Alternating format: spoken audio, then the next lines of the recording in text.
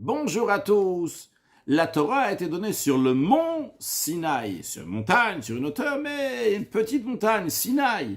Le rabbi nous dit qu'il y a un enseignement formidable à apprendre de cela. Un juif doit savoir que lorsqu'il fait une mitzvah, il ne doit pas chercher des intérêts personnels, ni un intérêt matériel, que Dieu lui-même dit, si vous allez suivre mes lois, je vais donner les pluies à leur temps, etc.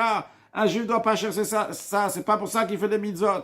Ni il ne doit pas chercher aussi un salaire de Gan Eden, du paradis, ou quelque chose de semblable. Même pas pour avoir un raffinement de son âme, parce qu'en faisant telle et telle mitzvah, ça va faire un raffinement de l'âme. Non! La raison pourquoi un juif doit faire la mitzvot, parce que ça, c'est la volonté de Dieu. Comme l'expression qui est dit, si Dieu nous avait dit de couper du bois, c'est-à-dire qu'on aurait fait quelque chose qui n'a pas de salaire, qui n'a pas de ségoula, qui n'a rien de spécial. Même à ce moment-là, on aurait fait avec chayut, on aurait fait avec vitalité. Parce que quelle est notre raison pourquoi on fait Torah Mitzvot? C'est parce que Dieu nous a demandé. Et d'ailleurs, le rabbi nous dit, lorsque quelqu'un il fait des mitzvot pour quelque chose, quel que soit le salaire en vérité, c'est le comportement d'un chitzon, de quelqu'un d'extérieur. C'est quelqu'un d'extérieur, c'est pour dire quelqu'un qui se comporte extérieurement d'une certaine manière et intérieurement, il est ailleurs. Quelqu'un qui est chitzoni, qui est extérieur, il n'est pas vraiment donné à la chose elle-même. Lorsqu'il fait une chose, il pense à quelque chose d'autre. Contrairement au pnimi, qui est le contraire de chitzon. Pnimi, c'est celui qui est intérieur, il est entièrement là. Comme le discours du rabbi Rachab Nishmato Eden, à Yuntet Kisev Tavresh Tamer Dalet, comme il a parlé, aux Bachurim, qui se trouvaient en même temps, ils chantaient, en même temps ils sont ailleurs. Eh bien, le rabbi Rachab leur a parlé, leur a expliqué qu'un chitzon, quelqu'un qui est extérieur, c'est lorsqu'il est en train de faire quelque chose, il pense à quelque chose d'autre. Mais celui qui est pnimi, c'est celui qui, quand il fait quelque chose, il est entièrement là, sans penser à quoi que ce soit, et sans laisser quoi que ce soit d'autre ailleurs. Il est là à 100%. Eh bien, c'est ça qu'on nous dit aussi lorsqu'un juif va recevoir la Torah sur le mont Sinaï.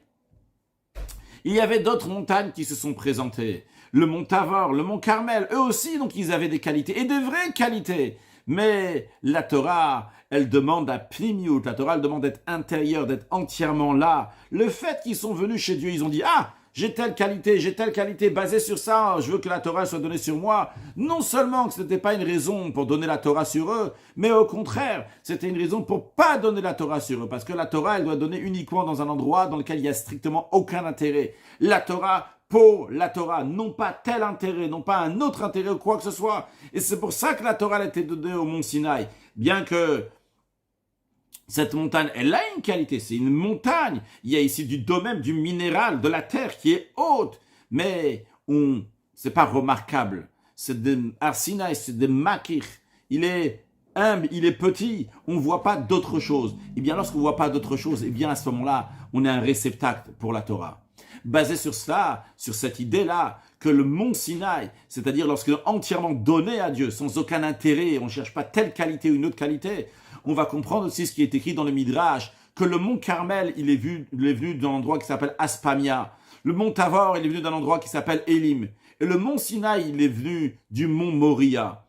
Alors le rabbi nous dit, donc le Har Sinaï, donc il est lié avec le Har Amoria, le mont Moria. Qu'est-ce qu'il a de spécial, le mont Moria? C'est que là-bas, il y a eu Akedat Yitzhak, la ligature de Yitzhak. Yitzhak, il a fait Messirut Nefesh. Il s'est donné, il était prêt à donner sa vie pour accomplir la volonté de Dieu. Et pas juste à donner sa vie, mais donner même son rationnel et sa logique.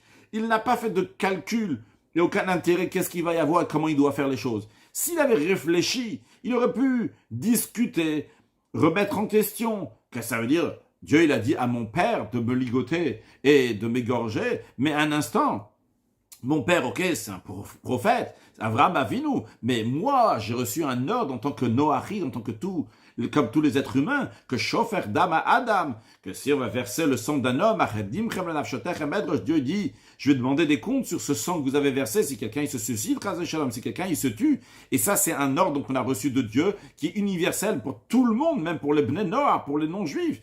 Alors, il aurait pu dire, ah, mais comment je vais écouter mon père Abraham qui est un prophète, j'aurais dû écouter Dieu. Non, il n'est pas rentré dans cette discussion-là.